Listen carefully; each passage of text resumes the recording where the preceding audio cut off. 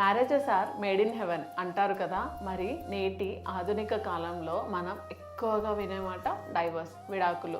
మరి ఈ విడాకుల గురించి యేసు ఏమన్నారో తెలుసా? మీ హృదయ కఠినత్వాన్ని బట్టి ఇలాంటి ఆజ్ఞ ఆనాడు మోషే, నేడు ప్రభుత్వాలు అమలు చేశాయి. కానీ సృష్టి మొదలు నుండి దేవుడు మనిషిని పురుషునిగాను స్త్రీనిగాను కలుగజేసిన ఆయన వారిని జతపరిచి వారు ఇద్దరుగా ఉండక ఏక శరీరమై ఉంటారు అని చెప్పారు. దేవుడు జతపరిచిన వారిని మనుష్యుడు వేరుపరచకూడదు అని చెప్పారు. అయితే మరి మీ వివాహం ఎవరి ద్వారా జతపరచబడింది?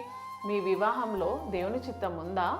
దేవుని చిత్తానుసారమైన దేవుడు మీకోసం ఏర్పరిచిన భాగస్వామితో వివాహ బంధంలోనికి అడుగుపెట్టండి. ఆ బంధం ఖచ్చితంగా దేవుని ద్వారా ఐక్యపరచబడుతుంది, శాంతిని, సమాధానాన్ని ఇస్తుంది. ఆ బంధంలో విడాకులకు చోటు ఉండదు.